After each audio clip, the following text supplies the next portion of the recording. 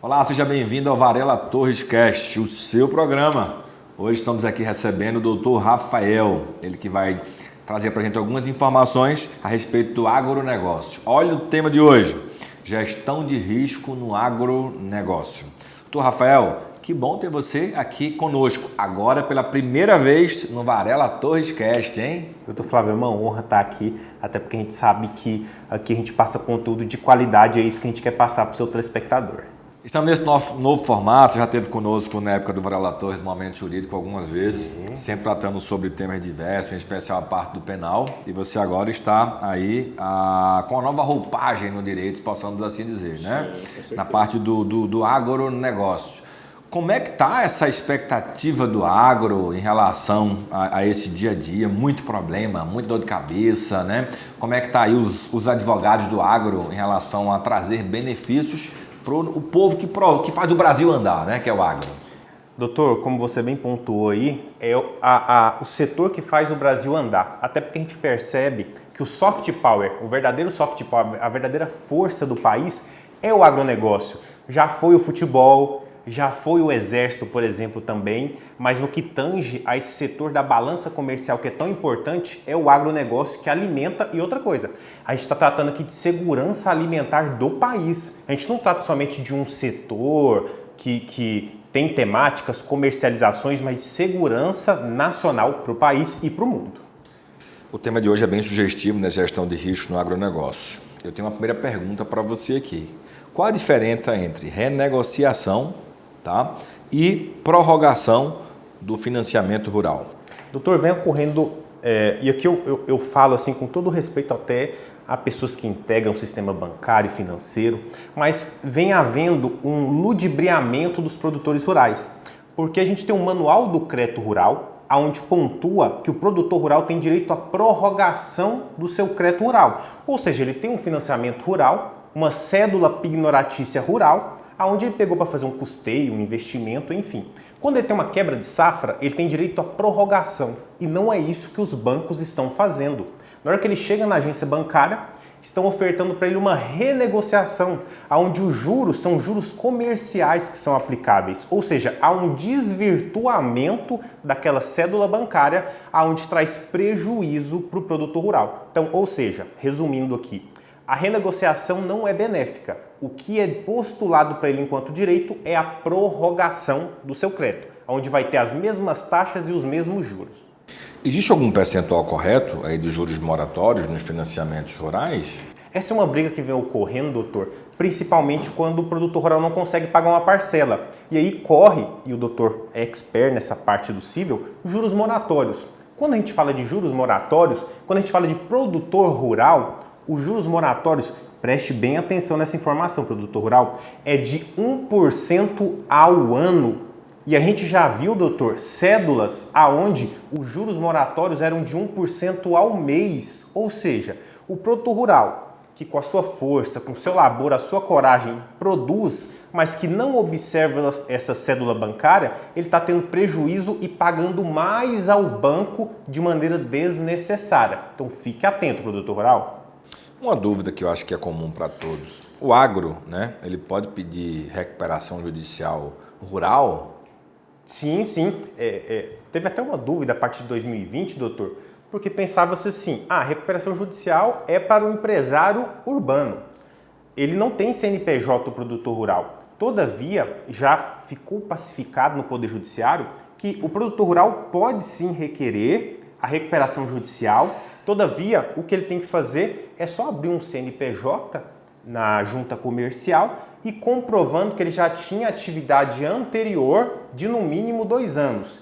Tendo esse requisito, ele pode sim requerer, e é um mecanismo legal, muito boa pergunta do doutor, é um mecanismo legal onde se o produtor necessitar, ele pode recorrer a isso também. Interessante. E quais são os benefícios da RJ no meio rural? Outra pergunta bacana, doutor, até porque assim, o produtor rural fica com receio desse tipo de temática. Em resumo aqui, as execuções que possam ocorrer ou penhoras ficam congeladas, porque vai seguir o pedido de recuperação judicial. A atividade comercial dele, a atividade comercial, né, rural, vai continuar. Ele tem proteção daqueles ativos essenciais, o trator, a escavadeira, enfim, todo aquele mecanismo que vai contribuir para que ele possa ter a continuidade da sua atividade, e também ele pode ter um deságio na hora de renegociar as suas dívidas. Você que nos assiste, vamos aqui a um breve intervalo, tá certo? Dá tempo de você ir ao banheiro, tomar uma água, mas volta que tem muita coisa boa para você aprender, viu? Até já já. A Varela Torres Recuperação de Crédito, com sede na capital do estado de Goiás, atua em todo o território nacional e é composta por corpo jurídico especializado que contém advogados, auxiliares jurídicos e recuperadores de crédito. A equipe é apta a realizar negociações de casos de diversos níveis de complexidade, tanto em âmbito judicial quanto extrajudicial. Sua empresa ou condomínio sem inadimplência de recebíveis.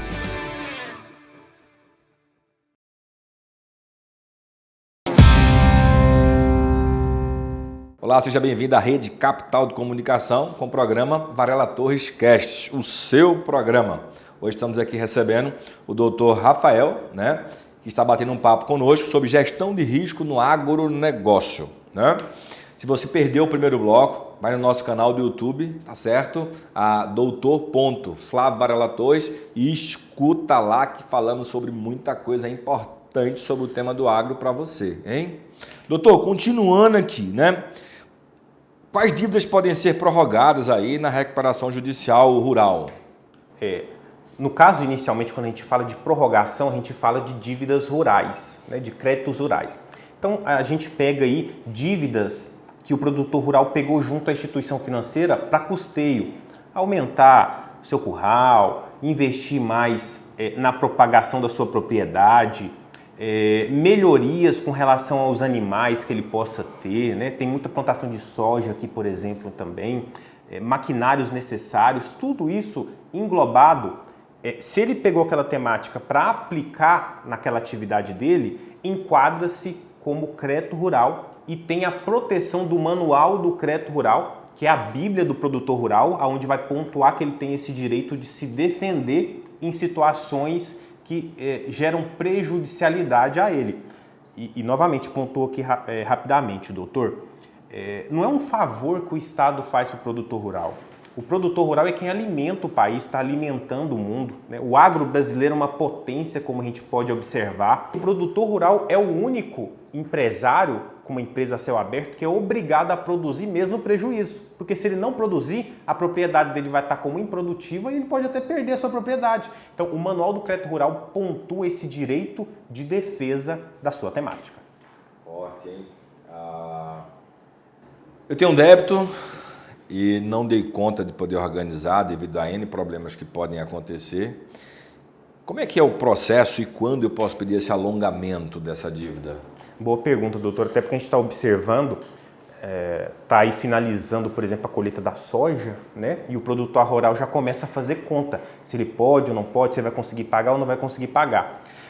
A gente, enquanto profissional da área, a gente sempre orienta para que o produtor fique atento e requeira essa prorrogação antes do vencimento da parcela, para que um profissional habilitado possa, 15 dias antes, já notificar o banco, a instituição, uma notificação extrajudicial, pontuando que ele não vai dar conta de pagar aquela temática, aquele financiamento, requerendo a prorrogação. E se dentro de 10 dias o banco não pontuar, não te legitimar esse direito, ele pode entrar judicialmente e requerer este direito, claro, de maneira fundamentada, produtor, com laudos que comprovem isso daí e com uma boa petição. No rural a gente tem pedido administrativo e se a resposta for sim, como é que funciona isso? Sim, doutor. É uma outra temática também que os produtores pensam que de imediato já deve judicializar aquela temática. Não, existe um pedido de prorrogação administrativo e o judiciário já é pacífico com relação a isso, que há necessidade desse pedido. E aí você pode me perguntar, produtor, e você também, doutor, mas se já tiver passado, tiver vencido, ele notifica, não notifica? A situação costumeira que a gente sempre orienta é que ele sempre notifique o banco 15 dias antes de vencer, notifica. Venceu 15 dias depois, notifica. Tem 6 meses depois que ele não pagou e foi deixando enrolar, notifique o banco, porque isso é um pré-requisito para quando ele entrar judicialmente, ele conseguir essa prorrogação, aonde vai custear ele mesmos juros, mesmas taxas, colocando uma carência para ele começar a pagar e uma prorrogação em até 10 anos, por exemplo. Em resumo, doutor, produtor rural paga o seu endividamento com o trabalho, jamais com sua propriedade. Forte, hein? Que é isso? Tem que ser, produtor. Doutor, tô com um problema. Como é que eu resolvo minha vida? Existe um pré-requisito, um passo a passo? Como é que eu devo proceder? Digamos uma situação hipotética. Eu sou a pessoa do agro endividado. Qual o primeiro passo que eu tenho que tomar? Porque o pessoal do agro é um pessoal simples, humilde, né? Na sua grande maioria. Até aqueles que usam tecnologia ainda assim têm a simplicidade e às vezes não têm acesso a essas informações. Então vamos ajudar eles. Qual o primeiro passo? Estou endividado, preciso de um fôlego. Como é que eu devo proceder? Não tem como, né, doutor? A gente está falando de temáticas profissionais. Tem que procurar um profissional habilitado, um advogado habilitado, um advogado nessa área. É como a gente estiver falando de uma parte contábil. Procurar um contador, um bom administrador, um bom economista. Quando a gente fala da parte jurídica, é importante procurar um bom advogado, um advogado da sua confiança, ou que gere essa confiança pela propriedade da atuação dele. Até porque a gente está falando de requisitos, doutor. Então, um dos requisitos também para ele pedir essa prorrogação é quebra de safra. O advogado vai saber analisar aquilo. É uma dificuldade na comercialização. Somente o profissional habilitado vai poder orientar ele para que ele possa, no momento certo, exigir esse direito. Então, primeiro contato com o advogado, hein, para que você possa entender os seus direitos e buscar a melhor forma de resolver o seu problema. Doutor, deixa aí seus contatos, como é que as pessoas podem entrar em contato com você para tirar dúvidas, né? Então, você é um professor exímio, então deixa o contato para poder alguém, estou com dúvida nisso, me auxilia, como é que eles podem chegar até o doutor Rafael? Acho que o contato mais pacífico hoje em dia, doutor, é o próprio Instagram, né? rafael.agro.br, onde a gente sempre pontua dinâmicas de direito voltado para o agro e sempre em defesa do produtor rural. E a gente tem um slogan, doutor, justiça, fazendo justiça pelo agronegócio. Como é que é? Repete aí. Fazendo justiça pelo agronegócio. Que é isso? É forte, hein, gente? Gente, nosso programa está chegando aqui ao final, tá certo? Doutor Rafael, muito obrigado pela sua presença. A honra é minha, doutor, a honra é minha, sempre. Sempre estaremos aqui. Que Deus te abençoe e até a próxima.